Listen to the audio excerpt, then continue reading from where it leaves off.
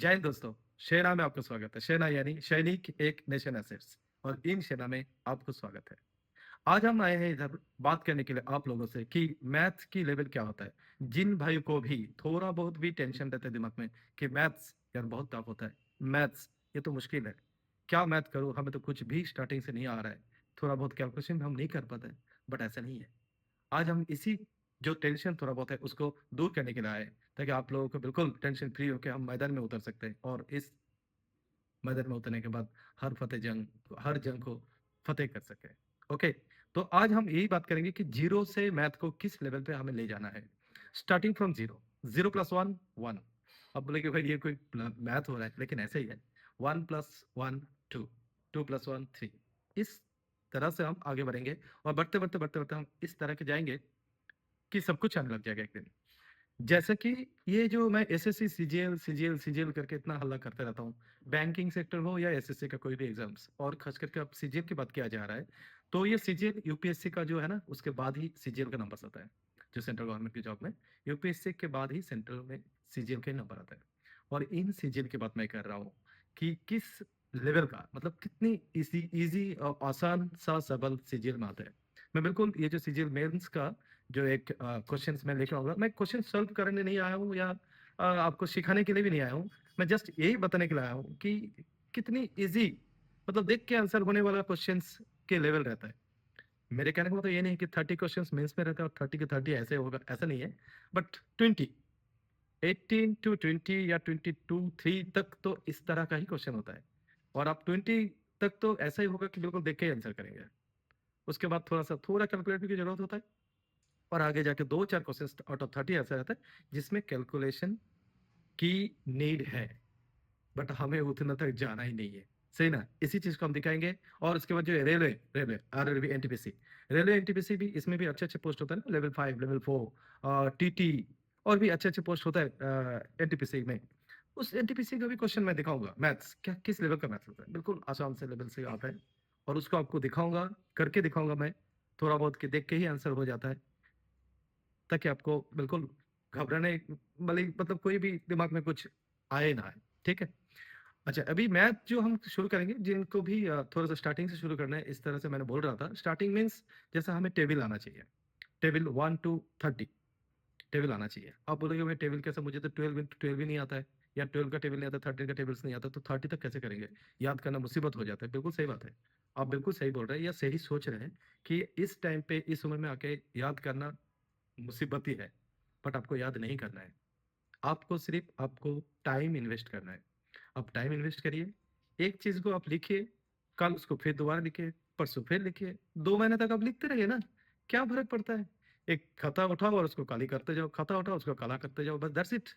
आपको ऑटोमेटिकली याद होता रहेगा। और आप वो ये हर एक चीज कर सकते हैं भाई, हर एक एक चीज कर सकते हैं, बस इतना ही दिमाग में रखना है। आपको भी पता है, हमें भी पता है, किसी चीज में हम तो ऐसे पीछे आने वाला है ही नहीं, और ना हुए कभी और ना होंगे। तो ये मैथ क्या चीज है। आपको 1 to 30 टेबल याद करना है। याद करने का मतलब कि आपको डेली प्रैक्टिस, डेली लिखिए, ऑटोमेटिक याद हो जाएगा। आपको स्क्वायर जो होता है, स्क्वायर भी लगभग 1 to 50 या 60 तक आपको स्क्वायर याद करना है। और cube, cube at least 1 to 30, 1 to 30 cube भी आपको याद रखना है। ये सब सारी चीजें ऐसा नहीं है कि बहुत पहाड़ जैसी बातें, नो नो नो। ये सब याद रखने के लिए भी आपको कुछ नहीं करना है। बिल्कुल बहुत आसान सी सवाल है, बहुत आसान इजी इजी चीज है, इजी इजी ट्रिक्स है। मैं एक बार जैसा आपको बता रहा हूँ कि जैसे 26 के क्यूब हमें कैसे याद आएगा। 26 या 26 का क्यूब, 26 का क्यूब, 26 का क्यूब यानी 26 into 26 into 26। क्यूब का मतलब तो ये है ना, बिल्कुल मैं जीरो से बता रहा हूँ कि 26 के cube means 26 3 times, 3 times cube. अब 26 का क्यूब को मैं याद कैसे रखूंगा ना, बिल्कुल फंडा। 26 का क्यूब है 175, उसके बाद 76। अब ऐसे याद रखोगे ना, 175 76, 26 का क्यूब। आपको याद करने की जरूरत नहीं है। आप एक बार देखिए 26 के क्यूब क्या है, 175 76। अब मारिए कैलकुलेटर में, यही आएगा। आप 2 बार देखिए, 2 बार सोचिए, बस हो गया याद। 26 का क्यूब क्या है, 175 76। That's it. इस तरह से है, बिल्कुल आसानी से है सब कुछ। जैसा अभी आपको मैं ये बता देता हूँ। 26 हो गया ना, अभी देखो।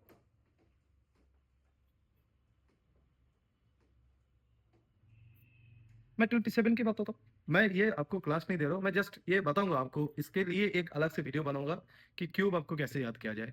ठीक है, इसके लिए एक अलग से वीडियो बना दूंगा कि टेबल आपको कैसे याद किया जाए, और स्क्वायर भी आप कैसे याद रखेंगे, ये मैं अलग से बना दूंगा। जैसे मैं 27 की बात कर रहा था अभी, 27 के क्यूब, तो 27 के क्यूब वही सेम है। 27 का जो भी है 3 टाइम्स 27, 27 के क्यूब्स। अब 27 के क्यूब्स कैसे होगा? जैसे मैं मेरा डेट ऑफ बर्थ कब है?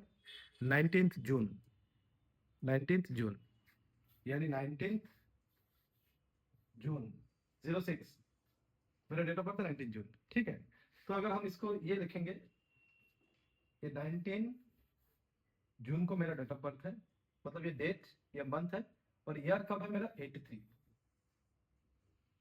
ये मेरा डेट ऑफ बर्थ है। अब सबको तो याद होगा ही। देखिए, नहीं याद है तो आज पता चल गया। मेरा है 19 जून 83 में मैं, मेरा डेट ऑफ बर्थ है। अब ये 27 का क्यूब का है ये 19683, ये 27 का क्यूब याद हो गया आपको? मैं बता रहा हूँ कि याद हो गया। आप कल सुबह फिर सोचना एक बार 27 का क्यूब क्या है, आपको पता है कि हाँ चलो, सर का या सर दा का जो भी है, पन्ना दा का 19 जून 83 डेट ऑफ बर्थ है, आपको 27 का क्यूब याद हो गया। इस तरह से बिल्कुल छोटी छोटी बात है, छोटी मोटी बात है, और एक्स्ट्रा कुछ भी नहीं है। अभी देखिए आपको 24 का क्यूब बताता हूँ।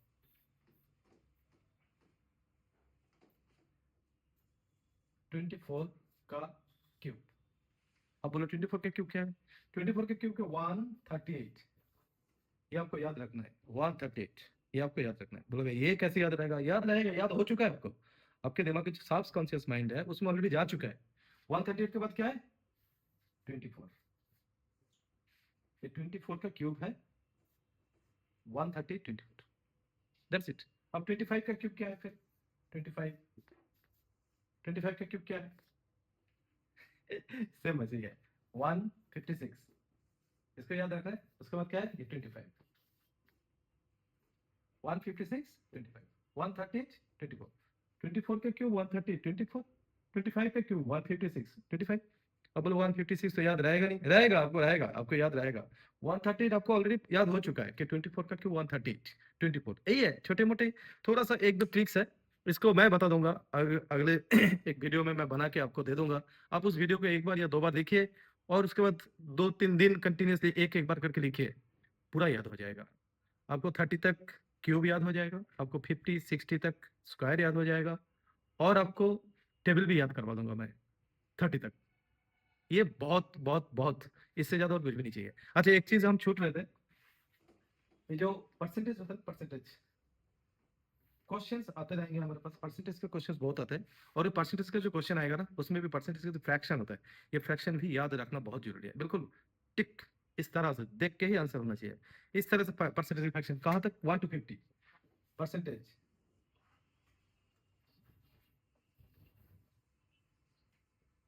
परसेंटेज फ्रैक्शन,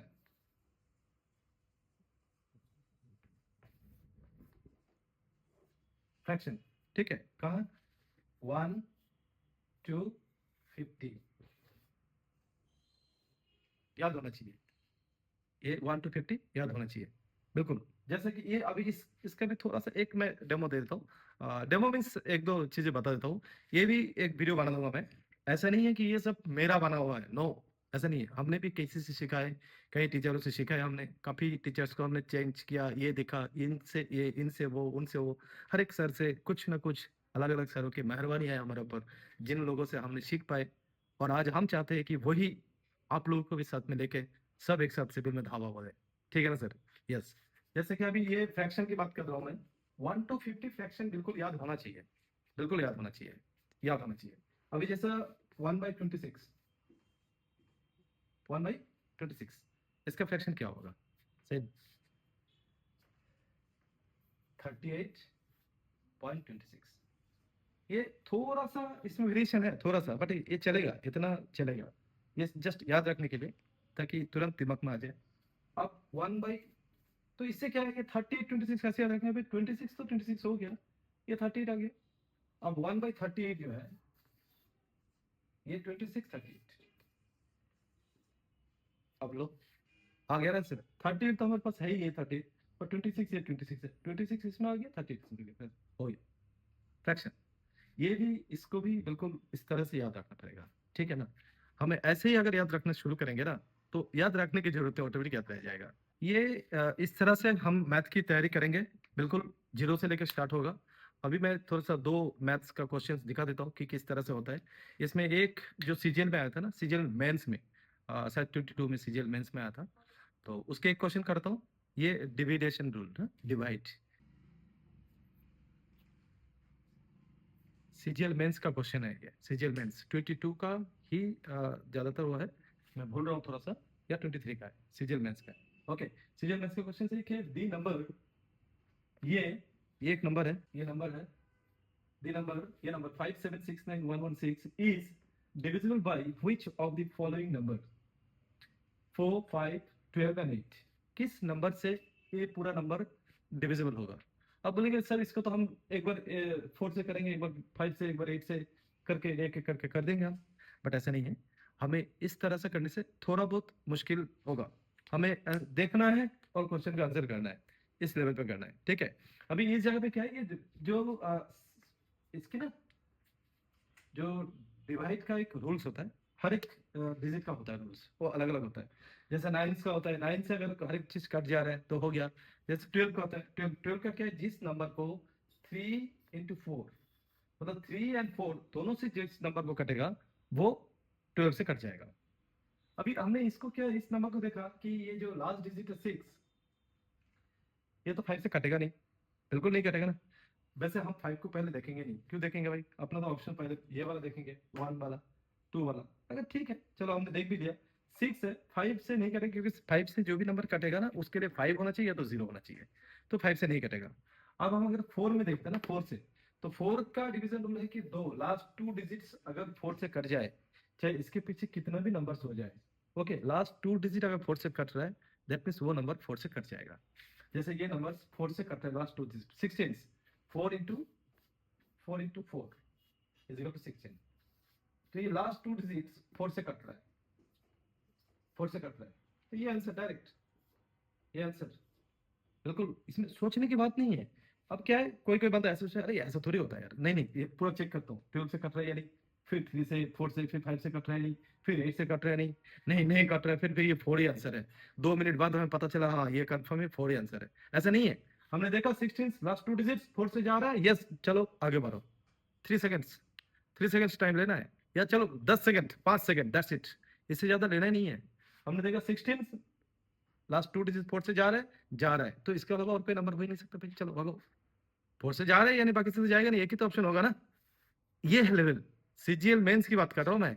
अब इसका मतलब ये नहीं कि हर एक क्वेश्चन ऐसे याद है, इतना आसान हर एक क्वेश्चन रहता है, बट इस तरह का question 18 to 20 question out of 30 ऐसे ही होता है, यकीन मानिए बिल्कुल ऐसा होता है। और ये चीज आपको बिल्कुल प्रैक्टिस प्रैक्टिस और प्रैक्टिस के बाद ही आएगा। ऐसा मुश्किल है कि हमने देखा एक क्वेश्चन किसको दे दिया और उन्होंने बिल्कुल देख के आंसर कर दिया 10 सेकंड के अंदर, 2 सेकंड के अंदर, 5 सेकंड के अंदर, ऐसा नहीं है। अपने जैसे इस क्वेश्चन को आपने देख लिया, अभी अगले बार अपने 3 सेकंड के अंदर ऐसे क्वेश्चन आंसर कर देंगे, चाहे आपको कितने भी बड़े नंबर दिया जाए, चाहे आपको दिया गया हो गया 8, 2, 3, 9, 9, 7, 4, 6, 3, 2, आपको अगर ये वाला नंबर भी दिया जाता है अभी, आपको पता है ये नंबर कि ये लास्ट में 2 डिजिट है जो 4 से कट रहा है, तो ये इसका भी आंसर 4 होगा या नहीं होगा। तो ये मैथ्स है। आप जब कल 8 वाला भी सीख जाएंगे तो आपको ऐसे लगेगा, 5 वाला, 5 वाला भी तो अभी सीख ही गया ना, 5 वाला, 5 से क्या होगा, लास्ट में 0 होगा या तो 5 होगा, दैट्स इट, अदरवाइज नहीं होगा। 9 वाला भी ऐसे ही है, 9 वाला भी बहुत आसान है। 9, 9 से क्या होगा, 9 से ही वो नंबर्स कटना पड़ेगा, जैसे कि ये, जैसे कि ये ना, ये 9 कट गया, ये 9 कट गया, अब 6 + 3 9, ये दोनों, ये 9 कट गया, ठीक है। और ये 8 + 2 10 हो गया ना, इसमें 1, इसमें 1 रह गया, 1 + 3 4, 4 + 2 और 7, ये 9 नहीं हो रहा है, 7 और ये 2, 9 कट गया, क्या रहेगा, 4 3 and 1, 7 and 8, 8 आ रहा है यानी 9 नहीं है, तो 9 से नहीं कटेगा, सही ना। तो 9 का भी आसान है, तो मैं बता दूंगा, मैं इसके लिए भी एक वीडियो बनाऊंगा कि डिविजन जो रूल्स होता है ये क्या है, कि 5 के लिए क्या है, 4 के लिए क्या है, 3 के लिए क्या है, 12 के लिए क्या है, 11 के लिए क्या है, ये कुछ है, उसको अगर आप सीख लेंगे ना, तो ये वाला क्वेश्चन भी एक आध रहता है हमेशा ही, लगभग ऐसा क्वेश्चन रहता है। आप उसका भी आंसर देख के आंसर करेंगे, नो मैंने टाइम कोई इन्वेस्ट होगा नहीं, लेकिन आपको नंबर मिल जाएगा। इस तरह का क्वेश्चन आता है, ठीक है, सीजीएल में। सीजीएल मेंस की बात करो और आप सीएचएसएल, एमटीएस और एसएससी या जो अपना जो और भी जो पोस्ट वगैरह हो रहा है, सिलेक्शन पोस्ट, तो आप सोचो फिर किस तरह का लेवल्स में क्वेश्चंस आते हैं। तैयारी करना बहुत, मतलब बहुत आसान अगर नहीं भी है, बट आसान तो है, ठीक है। बिल्कुल, चलते हम। एक और क्वेश्चन दिखा देता हूँ मैं, ये जो एनटीपीसी, रेलवे एनटीपीसी का, इसका भी ऐसे ही है, इस तरह का ही है। देखो और आंसर करो। हो सके किसी में आपको 2 सेकंड में होगा, कोई क्वेश्चन आपको 10 सेकंड में होगा, बट ऐसा नहीं है कि 10 मिनट लगेगा एक क्वेश्चन करने के लिए। हमें तो कुछ पता ही नहीं है। और ऊपर से जब हम नंबर सिस्टम की बात करेंगे, इसके बाद जो सिंप्लीफिकेशन की बात करेंगे ना, ये बहुत आसान है। सिंप्लीफिकेशन के क्वेश्चंस तो जैसा कि ये जो फ्रैक्शंस वगैरह या टेबल्स, स्क्वायर, क्यूब याद है, तो देख देख के आंसर होगा। भाई ऐसे ही आता है क्वेश्चन, सच में बिल्कुल ऐसे ही आता है, ठीक है। बिल्कुल बिल्कुल, मैं अभी एनटीपीसी का एक क्वेश्चन लिख रहा हूँ और उसको भी दिखाता हूँ कि क्या है। सिखा नहीं रहा हूँ मैं, जस्ट दिखा रहा हूँ आपको कि आपके दिमाग को ये पता चले कि क्वेश्चन का लेवल क्या होता है, ठीक है। बिल्कुल बिल्कुल, ये एक एनटीपीसी का क्वेश्चन था ना। एनटीपीसी जो रेलवे आरआरबी एनटीपीसी, जो अच्छे पोस्ट माना जाता है, अच्छे अच्छे पोस्ट की वैकेंसी उस एनटीपीसी में होता है। ये क्वेश्चंस क्या अच्छा, बहुत टफ लग रहा है, बहुत लंबी चौड़ी क्वेश्चंस है। ऐसा कुछ नहीं है, बहुत आसान है। मैं थोड़ा सा बता के करूंगा, थोड़ा बहुत टाइम लगेगा, बट आप एक बार समझ में आ जाएगा ना, फिर देखना क्या ये क्वेश्चन है। इस तरह से बस। बाकी करने के लिए जो हम जब स्टूडेंट लाइफ में जब पढ़ाई करते थे ना, स्कूल के लाइफ में, उस टाइम तो अलग ही मेथड होता ना, बिल्कुल एक एक करके पॉइंट आउट करके। बट अभी कॉम्पिटेटिव एग्जाम के लिए ना, ऐसा नहीं देखना है। आपको सिर्फ हिट करना है कहाँ पे, टारगेट। कहाँ पे टारगेट, टारगेट है इस जगह पे, ये ये है टारगेट। ऑप्शंस, ऑप्शंस में जाके टिक मारना है। आपने मार दिया तो फाइनल है, कैसे मारा क्या कोई देखने के लिए नहीं आएगा। ये तो अच्छा है, सही ना। अभी हम देखते हैं ये क्वेश्चन है। a student secured 65% marks in examination but it was 20 less than the qualifying marks, and another students get 85% marks. 65, 20 and 85% marks get 10 above of qualifying marks. Of qualifying marks, what was the total marks? These are questions. एक बंदा जिसको 65% marks मिला है, उसको 20 number कम मिला है, किससे, qualifying marks से। जिस नंबर को पास होने के लिए उससे 20 नंबर कम मिला है 65% मार्क्स में। और एक बंदा जिसको 80% मार्क्स मिला है, उनको क्या 10 नंबर ज्यादा मिला हुआ है। तो टोटल मार्क्स क्या है, यही है क्वेश्चन। बहुत आसान सवाल है, बहुत आसान है। आपको मैं दिखाता हूँ। जैसे अभी जो क्वेश्चंस को हम देखेंगे ना, ये डेली देख देख के आपके आंखों को आदत हो जाएगा कि हमें देखना क्या है, वो उसी में नजर जाएगा। बाकी ये नहीं कि स्टूडेंट सिक्योर, ये से क्या मतलब है, एक स्टूडेंट हो कुछ भी हो, हमें नंबर से मतलब है ना। नंबर 65%, नंबर पे 20, क्या है 20 लेस, बस ये पॉइंट जरूरी है। क्या है 20 लेस, किस लिए, क्वालिफाइंग। ये हमने देख लिया क्वालिफाइंग। 65% मार्क्स है, 20 लेस है, क्वालिफाइंग से। इतना ही हमने देखना है पूरे क्वेश्चन में से। नेक्स्ट क्या है, दूसरा वाला 85%, 10 अबव क्वालिफाइंग, तो हमने पहले देख के रखा, तो हमें पता है क्वालिफाइंग दोबारा देखना नहीं है। तो क्या एक बंदा है जो 65% मिला है, 20 और मिलने से वो क्वालिफाई हो जाता। एक बंदा है जिसको 85% मिला है, जो कि 10 नंबर ज्यादा मिला है क्वालिफाइंग से।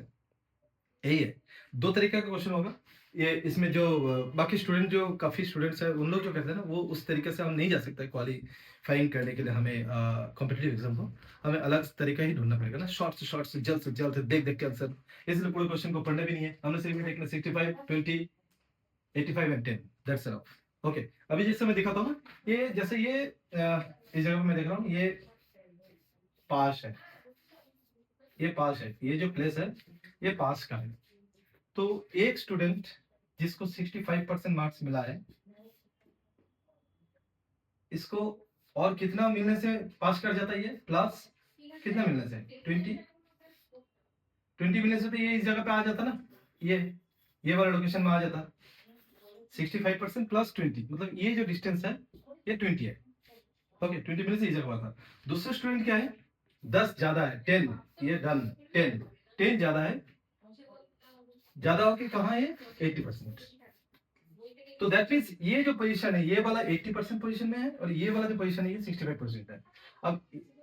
अब जब ये जो है इस जगह से लेकर इस जगह तक, ये तो 80% है, ये 65% है, तो इस जगह से लेकर इस जगह तक का नंबर क्या है, 20 प्लस 10, 30। आ रहा है ना समझ में, क्लियर। 20 प्लस 10 30 नंबर है इस जगह का, ये तो हमें पता है ना नंबर्स का, बाकी तो हमें पता नहीं ना, बाकी तो परसेंटेज इसमें 65% है, अभी पता नहीं कौन सा नंबर है, किसका 65% है, किस नंबर का है, क्या हमें कुछ नहीं पता है। हमें लेकिन इतना कंफर्म है कि 20 नंबर ये है, 30 नंबर ये है, ये दोनों मिला के, सॉरी 10 नंबर ये दोनों मिला के 30 नंबर हो रहे हैं। और इन दोनों की ये जो डिस्टेंस है, इस डिस्टेंस का परसेंटेज गैप क्या है, what is the gap of percentage between both. ये अगर 65 है इस जगह पे और इस जगह पे अगर 80 है, तो इस 80 से 65 का परसेंटेज गैप क्या है, 15%। यही है ना, 65 70 75 80, 85 80 से 65 को हम माइनस करेंगे तो ये 15%। मैं आपको ये बात समझा रहा हूँ ताकि आपको समझ में आए। इसके बाद ये समझने की जरूरत नहीं है, देख के आंसर होगा बिल्कुल।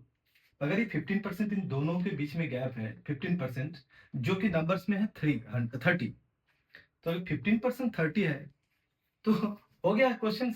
अगर 15% इजिकल टू 30 है तो 1% is equal to 2, 1% 1% is equal to 2, 100% is equal to 200। Answer आ गया डायरेक्ट। कहाँ है ये 1 नंबर 200 है सर। हमने तो ये अभी आपको बता रहा हूँ ना, इतना देखने की कोई जरूरत नहीं है, कुछ नहीं देखना। क्या देखना है, 65 20, चलो 65 प्लस 20, 20 प्लस 10 क्या है नंबर्स, ये 20 है। नंबर्स क्या है आपने, ये 20 नंबर्स है, ये 10 नंबर्स है, ये माइनस है प्लस है, दोनों को प्लस कर दिया आपने, ये प्लस, दोनों को प्लस कर दिया 30 आ गया। और ये 65 है, ये 85 है, इन दोनों का डिफरेंस क्या है बिटवीन 15 इजिकल टू 15%, तो 1% is equal to 2, 100% is equal to 200। Answer हो गया। देखो आंसर करो, ये एनटीपीसी का है ये, बिल्कुल ऐसा नहीं कि मैं अपने मन से बनाया हूँ, ये एनटीपीसी का क्वेश्चन है। अगर आपको चाहिए तो हम क्वेश्चन पेपर का फोटोज भी दे सकते हैं, वैसे नहीं चाहिए, मुझे भी पता है आपको कि इतना तो बिलीव है, यकीन है। तो ये क्वेश्चन लेवल है, ठीक है। ये तो हमने इतना आपको बता के क्या, इसीलिए इतना टाइम लग रहा है। वैसे ये देख के ही आंसर होता है, देख के ही आंसर होता है, और देख के ही आंसर होना है, होना भी है ऐसा, ठीक है। बहुत सारे क्वेश्चंस के आपको पूरा 100 आउट ऑफ 100 के क्वेश्चंस के अटेम्प्ट करने की कोई जरूरत नहीं है। आपको जितना भी आंसर करना होगा वो हमेशा के लिए आसान क्वेश्चंस रहता है। आपको सिर्फ यही चीज सीखना है कि कौन सी टफ है, जो टफ है उसको छोड़ो, स्किप नहीं करना है। जो आसान है उसको करेंगे, उसमें काफी काम हो जाएगा, ठीक है सर। अब इसमें और एक है जो हम डिजिटल सम। इसके बाद हम डिजिटल सम के बारे में बात करेंगे एक बार।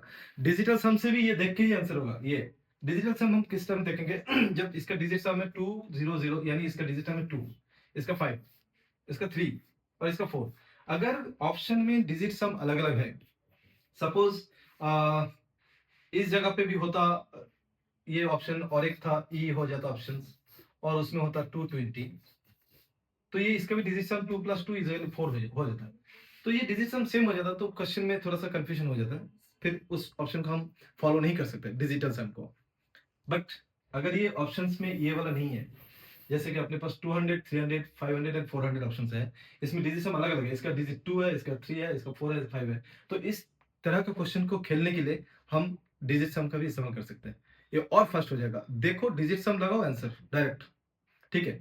ये इस तरह का इस लेवल का क्वेश्चन आता है। मेरा सिर्फ यही कहना है कि ये मैथ का मैं आज थोड़ा सा आपको डेमो दिया कि किस लेवल का क्वेश्चन आता है। इंग्लिश भी ऐसा ही है, और रीजनिंग तो और भी अच्छा है। रीजनिंग मतलब 30 आउट ऑफ 30 सभी लेते हैं, जिसको कुछ भी नहीं आता उसको भी पता है, इतना ही। वो देख देख के आंसर होता है, देख देख के आंसर होता है, ठीक है ना सर। तो आप लोग थोड़ा सा आ जाइए और शुरू करते हैं। इसको शेयर करिए, लाइक करिए, और भी जितने भी दोस्तों हैं हमारा, सब कुछ सबको लाइए एक साथ, सब मिलकर धावा बोलते हैं, अपना झंडा बिल्कुल सिविल में भी लहराते हैं, ठीक है सर। चलते हैं सर, जय हिंद। शेयर करिए। Thank you sir, thank you very much.